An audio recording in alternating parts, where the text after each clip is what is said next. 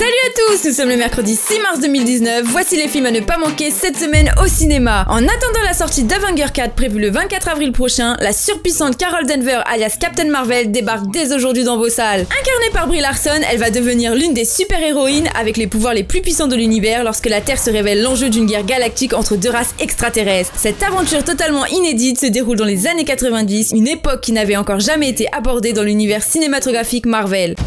On va leur montrer ce qu'on sait faire. T'es prête? Plus haut, plus loin, plus vite. Voilà. Plus haut. Plus loin. Plus vite.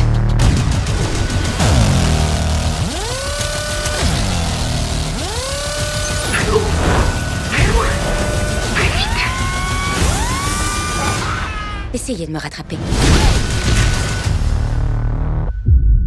Nous retrouvons également le film Stan et Ollie, l'association mythique du plus grand duo comique de tous les temps, raconté à travers un biopic qui se concentre sur la tournée de 1953, durant laquelle Stan Laurel et Oliver Hardy se lancent dans une tournée à travers l'Angleterre. Désormais vieillissants et oubliés des plus jeunes, ils peinent à faire ça le comble, mais leur capacité à se faire rire mutuellement et à se réinventer vont leur permettre de reconquérir le public et renouer avec le succès. Tiens, regarde, la tour Eiffel. C'est incroyable d'avoir toujours autant de succès, en utilisant toujours les mêmes vieux gags. Les voilà. Quelle merveilleuse réception, n'est-ce pas, Ida? Pas mal. 2 duos comiques pour le prix d'un. C'était presque vide hier soir. J'ai l'impression que les gens ne veulent plus voir Laurel et Hardy. Il ne t'en demande pas un peu trop, bébé? Tu connais Stan. Tu aurais pu te séparer de Oliver il y a bien longtemps. Les choses allaient à merveille, seulement tu m'en as voulu parce que j'ai fait un film avec un autre que toi. J'en ai pas dormi pendant des jours quand on me l'a dit. Tu n'es qu'un sale feignant, tu as eu de la chance de me rencontrer. De la chance? Passer ma vie auprès d'un type qui se cache derrière sa machine à écrire. Tu m'as trahi. Tu as trahi notre amitié. Tu n'as rien là-dedans. Vous ne pouvez pas retourner sur scène dans votre état. Je t'aime, mais je ne laisserai pas cette tournée de fou t'envoyer au cimetière. On n'aurait jamais dû faire cette tournée.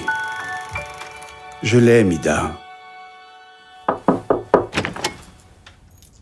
Tu n'abandonnes pas, hein, Stan? Le spectacle doit continuer.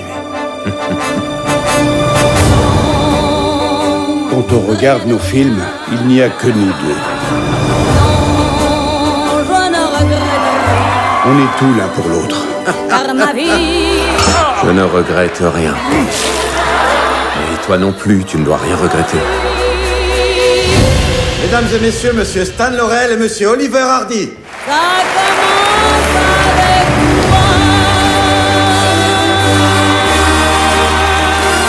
Ça va me manquer, notre duo. Toi aussi, tu vas me manquer.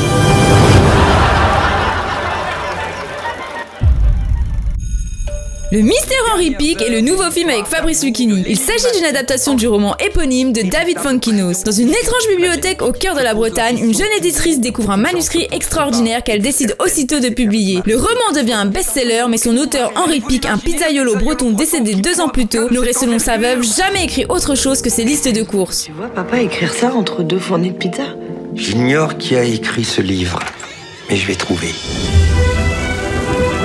Vous prenez pour qui? Vous avez le culot de venir ici? Mais ça va pas bien, vous! Pourquoi Henri Pic? Pourquoi toute cette mystification?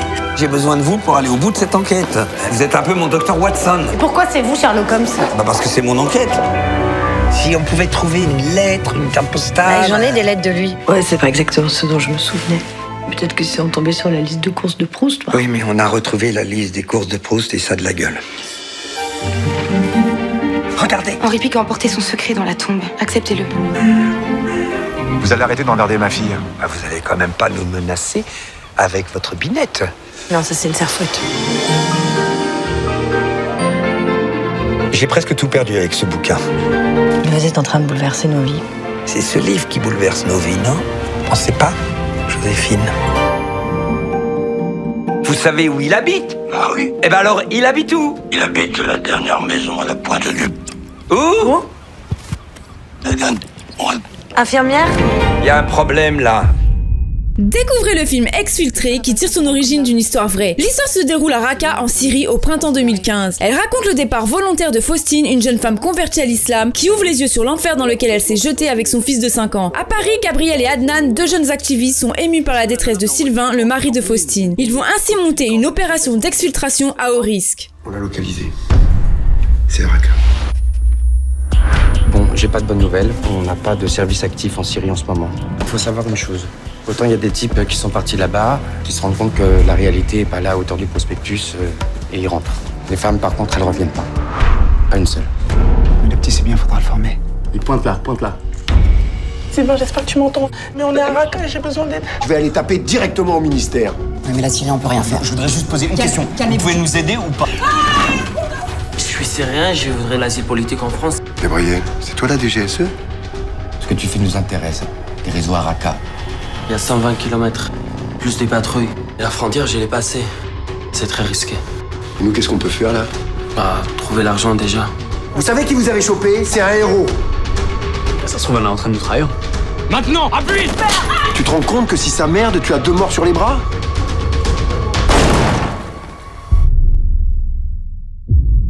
On termine le mag avec le film Damien veut changer le monde. Damien, incarné par Franck Gastambide, est pion dans une école primaire. Pour sauver l'un de ses jeunes élèves Bazad d'une expulsion du territoire imminente, Damien renoue avec le passé militant de ses parents et convainc sa sœur, jouée par Camille Lelouch, son meilleur ami et une bande de potes improbables, de l'accompagner dans son nouveau combat. Je veux juste aider, moi. C'est pas permis, ça?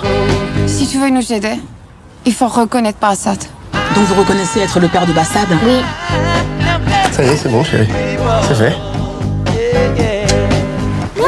On est au courant de ce que tu as fait. On veut la même chose que Bassad et sa maman, monsieur. On va trouver une solution. Il faut juste qu'on se bouge le cul et qu'on trouve notre père. Ce qu'on s'apprête à faire, là, ensemble, c'est enfreindre la loi. On s'en souviendra de ce jour-là, hein. C'est. Ça va, ma chérie? Appelez papa. Je viens reconnaître ma fille. Aljanik. Yannick. On s'est un peu fait dépasser.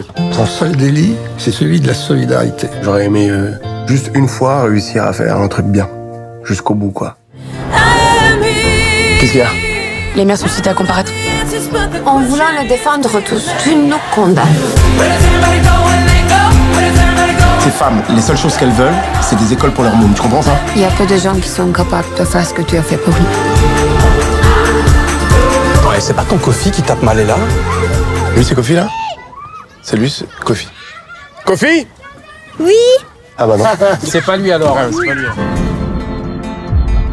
Et voilà, le mag c'est terminé pour aujourd'hui. Je vous donne rendez-vous dès la semaine prochaine. En attendant, dites-nous dans les commentaires quel film vous irez voir cette semaine. Je vous remercie d'avoir suivi le Cinémag et je vous souhaite de bonnes séances au ciné. Allez, ciao! J'ai pas bande de fils de pute! Le premier qui bouge, lui défonce son entier!